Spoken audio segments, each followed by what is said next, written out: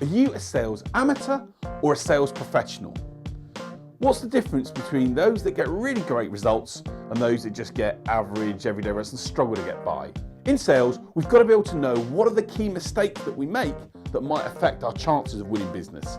In this video, I'm going to share with you 3 key mistakes that amateurs make that if you want to avoid looking like an amateur, you need to stop doing. Let's take a look at the video and see how you can make the right actions and get the right results to improve your sales business.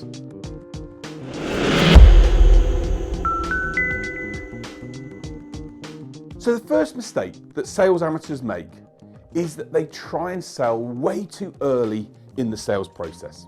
I see this happen a lot, and it's happening now as we get to the end of the year and we start to see that our sales numbers are not quite where we want them to be. We end up rushing and pushing to be able to sell to the prospect before that prospect is ready and has gone through what I would call the sales cycle. We get there because we haven't done our work early enough in the year, and we look at our pipeline and we look at our numbers, or maybe we look at our bank balance and we see, I haven't got enough business in, I need to push hard to get that prospect to buy from me. And the reality is, they're not ready to buy yet. They're not at the stage yet when they feel that they can trust you and work with you. And it's just too early in that process. The reality is, if you try and sell too early in the process, you're going to do 2 things. You're firstly going to look desperate, and no one likes a desperate person, whether it's in business or in life in general. We all just feel sympathy and we don't really want to be in that person's position. And the second thing is it's going to make them generally push away from you. If you're pushing them to get to a decision or to do something and you're not ready for doing that, the chances are you're going to go back off. And when I talk to people around what annoys them about salespeople, it's generally people being too pushy or not listening or not understanding. And that happens when you try and sell too early in the process.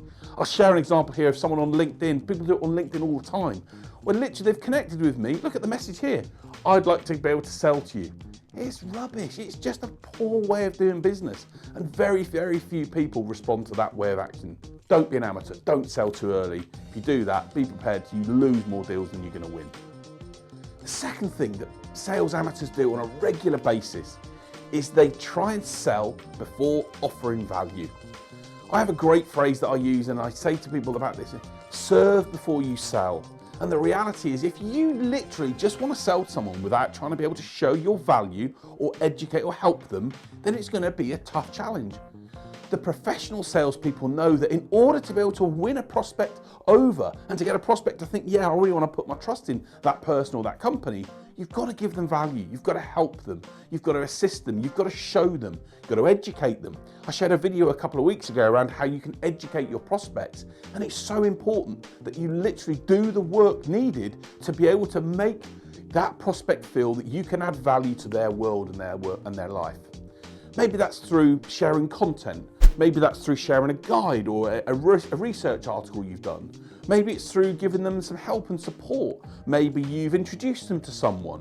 Whatever it is, focus on adding value before you try and then sell to that person.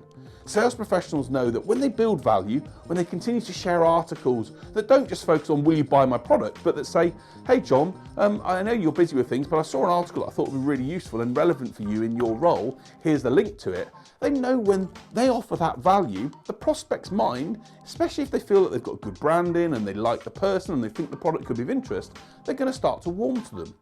Sales professionals know they have to add value before they actually look to sell. They have to serve before they sell. And if you do that, you've got a far better chance of winning business. But if you go in there too early and just expect someone to buy from you just because you tell them to do it without them giving any value, be prepared for that process to either be longer or it's going to be very much clinical. It's going to be a transaction.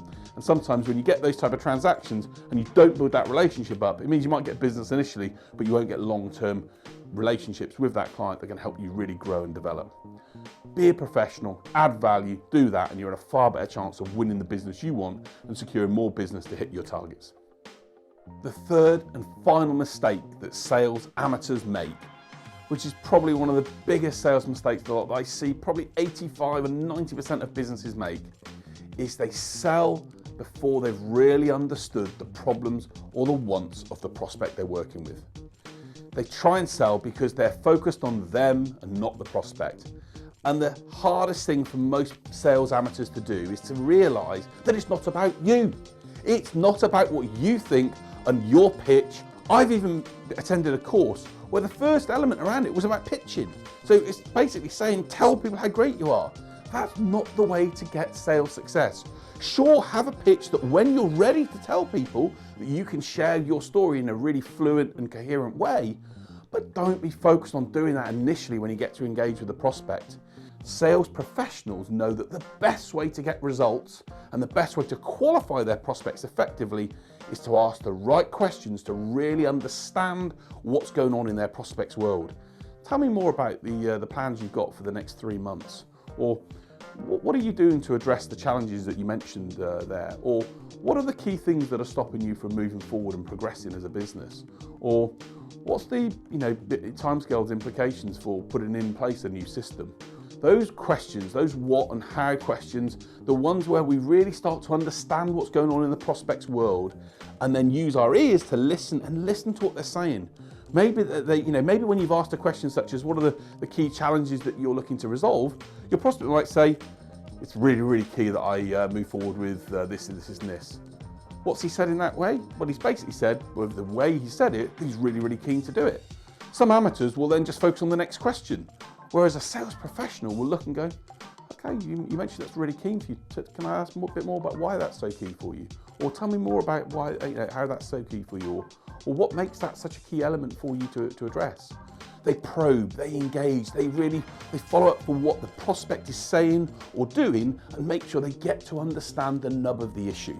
By understanding, we do so much, we learn so much, we're able to know what's going on. And the sales professionals, the ones at the top of the tree when it comes to selling, just they're experts at that. They use their intuition to guide and know what's happening, their self-awareness, their self-control, their emotional sales intelligence. Have a look at the video I shared around emotional sales intelligence. There's a link here. And make sure that you start to look at the tools and techniques that are going to help you get better results. So don't be an amateur. Focus on understanding first before you try and pitch and sell what you do, and then look at that point in time to engage and to bridge through to the next stage, which is what we can offer as a company. Do that, you're going to become much more professional in your sales approach. Your prospects are going to warm to you, and it's going to help you get better results and stop you missing out on leads and sales opportunities. So there you have it. There are the 3 mistakes that amateurs make. There's lots more, I'm sure, that you could probably identify that people get wrong, especially when you've been sold to.